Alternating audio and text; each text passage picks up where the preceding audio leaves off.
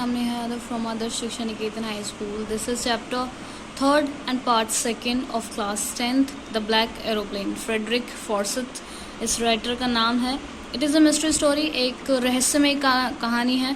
Once the writer was flying the old small aeroplane, suddenly he was caught in the dark storm clouds. एक बार aeroplane उड़ा रहा था जो writer था और अचानक से डार्क क्लाउड्स के अंदर काले तूफानी बादलों में घिर गया. The compass, radio and other instrument in the aeroplane और फिर जितने भी उसके इंस्ट्रूमेंट थे वो सारे चलने बंद हो गए, काम करना बंद हो गया. Nothing was visible outside the plane, कुछ भी दिखाई नहीं दे रहा था बाहर. Luckily the writer saw the another aeroplane quite near him, उसने भगवान की दया से एक और एरोप्लेन उसके पास देखा. It was a black aeroplane, ये एक काला एरोप्लेन था. Its pilot waved to the writer to follow him, उसके जो पायलट था उसने उसको इशारा किया कि वो उसको फॉलो करे. The writer kept following the black aeroplane, जो राइटर था उसने उसको फॉलो करना शुरू किया.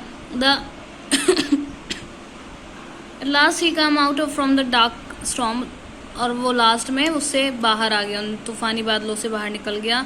ही was able to land safely, वो लैंड कर गया safely. The other aeroplane had disappeared in the sky, जो दूसरा एरोप्लेन था वो आसमान में ही गायब हो गया था.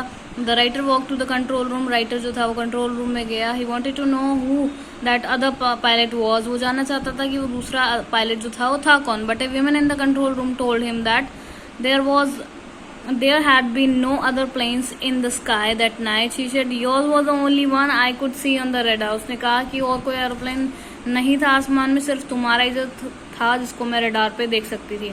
तो ये एक रहस्यमय कहानी है, कहाँ से आया था कहाँ चला गया किसी को कुछ नहीं पता.